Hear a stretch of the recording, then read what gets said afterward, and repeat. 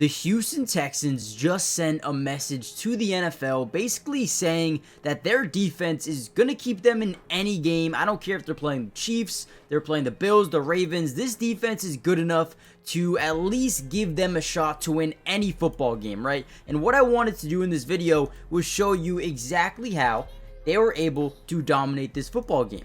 Now, when we break down this play specifically, the offense is in 13 personnel. You don't see it too often, but with the Chargers, you kind of do. And if you guys don't know personnel, we can break it down real quick. So you can have 12, you can have 11, you can have 10, you can have 21. The first number is always going to represent how many running backs are in the backfield, and that second number, the 3, 0, 1, it's going to represent the amount of tight ends on the football field. So we have 1, obviously looks like a lineman. He is eligible to catch the football. You got 2 tight ends over here as well, 13 personnel. Now what they're going to do here is get a little bit of a play action, but they're going to have a full slide to the left, okay?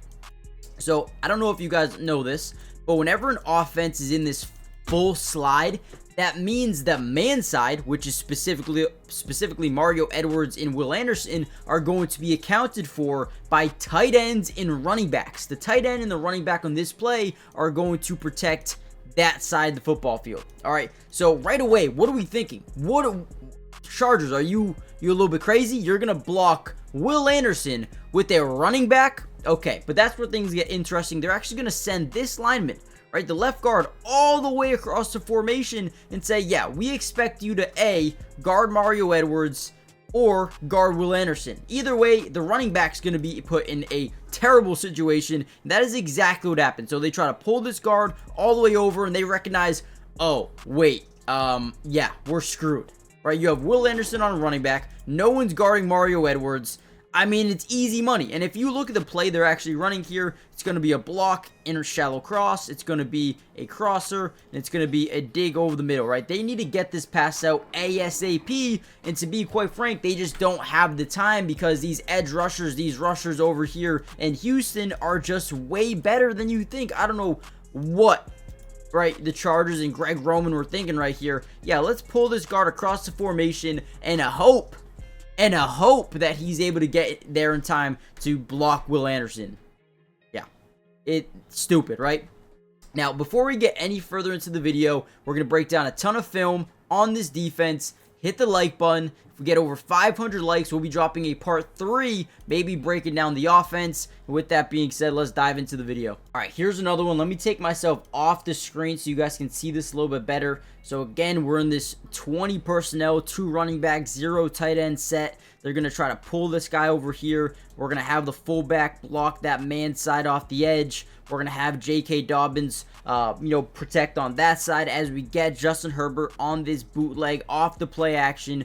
We're going to get this corner or a flag row here by Quentin Johnston. And then one thing we notice as well, we have 1 high safety, all right? This always means you have a yes-no read. Now, specifically, usually when the quarterback has this yes-no read, you can either post-snap it, pre-snap it, but at some point in time, the quarterback is going to circle yes in their head and probably throw this ball no matter what. Now, after that first play, the Texans were able to establish a little bit of panic out of Justin Herbert and kind of set this clock in his head where I got to get rid of this football. After it hits 2-3 seconds, I just got to let it go, right? And we do a really good job coming up here, making sure that, hey, Herbert, we're coming. You better throw this football. Now, at this point in time, when you're rolling out to the right, you never want to throw cross body down the field in double coverage, right? Because this safety, because it's cross field, is going to have plenty of time to get back into this play. You'd never want to make a throw like this. I get it. He looks open. But man, you got to really think how far this football has to travel and how good of a throw it has to be. Ultimately, Kamari Lassiter does a great job looking back for the football and coming away with a nasty interception here to force the first turnover of Justin Herbert. But man, that was not the last one either. Once this happened, you started to see a downfall of confidence from Justin Herbert specifically. Great play by the young Kamari Lassiter here. Let's go. All right, here we go again. let's talk about it. The clock in his head ticking. We're going to get a double move to the bottom of your screen. It's going to be like a stop and then go route down the left sideline. Safety never overcommits back, kind of just stays in line with where he's at right now. And once Justin Herbert kind of recognizes that, again, turns into a yes-no read, and he decides, listen, again, I have to throw this football because I know there's pressure coming. I'm just going to let it go. And at this point in time, the pocket is very clean for the most part. He's not really being pressured. Maybe here if he's able to block shed, but he still feels pressure. We're getting a dig over the middle right there. That seems like it could break open. We have a one-on-one ball down the left sideline. We also have a one-on-one ball down the right sideline. But again, this one's against Derek Stingley. You don't really want to make this throw unless you have to. The dig ends up being pretty much open. He throws it anyway. Look at Derek Stingley, man, one of the best DBs, if not the best cornerback in football right now, making another demoralizing interception on Justin Herbert. And at this point in time, the game was over. It was way over. And Chargers actually looked pretty decent to start this game, but could just never get underneath their feet back underneath them after Will Anderson and Mario Edwards started to apply that pressure. Herbert's confidence went way far down, and we're going to break down a couple more plays that look just like that, right? Before we deep dive any further into the film, do me a favor, guys, hit the like button if you want more of these type of breakdowns and more of them throughout the playoffs. But also, and more importantly, make sure you guys subscribe to the channel if you're new. It is free, doesn't cost anything, and we will be breaking down film for the Texans throughout the entirety of not only the playoffs for offense, defense, individual player breakdown, but more importantly, during the offseason, we're going to be breaking down anyone the Texans sign, breaking down film of the draft picks, breaking down any trades that they make. We got you guys covered, so join the family. Let's get back into some more film. All right, here's a play that kind of showcases the depth of this football team. The offensive line is going to be in what you call a 5-man scat protection to the right. They're going to slide the center over in this direction, and then you're going to leave man-to-man here and man-to-man here. Derek Barnett is able to draw a little bit of pressure on Justin Herbert, again, kind of forcing him to redirect this throw and maybe throw it just a little bit differently. One of two times that happened in this game that ultimately ended up in interceptions. And again, we're just going to get this little stop route here by Ladd McConkey, and as we're able to get that pressure by Derek Barnett as he pushes this tackle 4-5 yards into the front side of Herbert, he's got to make this pass or release it just a little bit earlier than he'd want to, and it ends up being just a little bit too high here. Now, a lot of people can say this is catchable. It is catchable, just a little high. You do not want to throw it. It does not need to be high, so you don't want to throw it high. The only reason it is high is because Derek Barnett drew that pressure that forced him to throw it just a little bit earlier, and boom, high, right through the hands of McConkey, ends up being a pick six. Oh, again, you cannot make this stuff up, man. This front line of the defense was really making Herbert overthink everything this football game. Again, just a really good play by Derek Barnett. And all day, we could sit here and say all day, Ladd should have came up with this ball. But the man had an unbelievable game.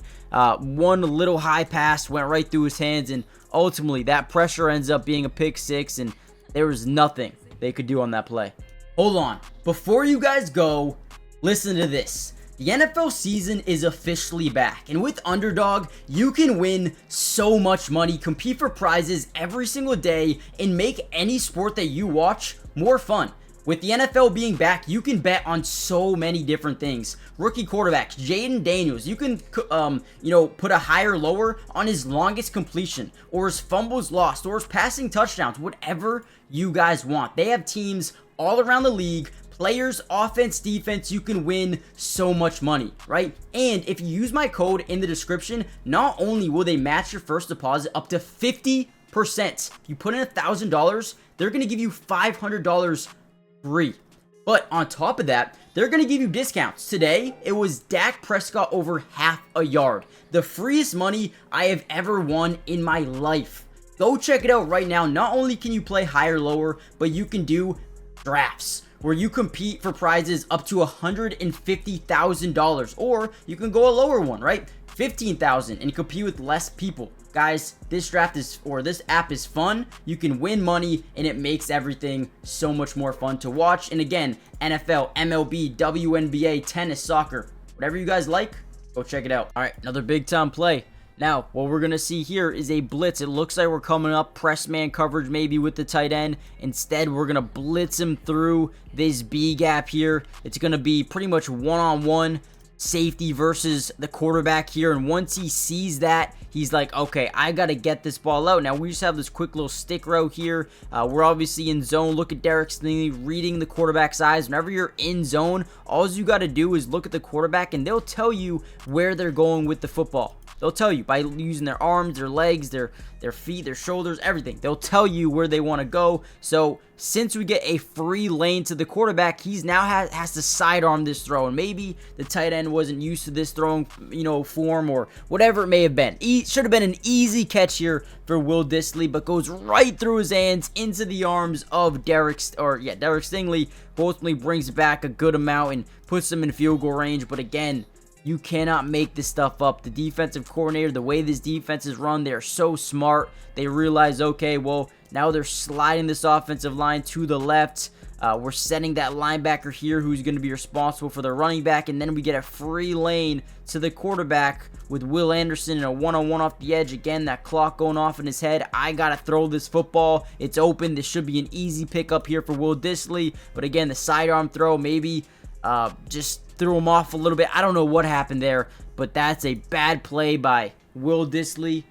You could say it's a bad play by Ladd McConkey, who also dropped one as well. But either way, this Texans defense was able to establish pressure early in this game, come away with 4 sacks, 2 pressures that came up with interceptions, and maybe even 3 pressures that forced an interception. So this defense was everywhere, and I am going to end the video here, but if you guys want a part 2 or part 3 to this video where we go in and break even more of the defense, maybe some run stuff, some more sacks, more of the secondary, let me know in the comments down below. But also hit the like button, subscribe, join the family, turn on post notifications. That way you guys are notified every time we post one of these videos, and I'll see you guys in the next one. Peace.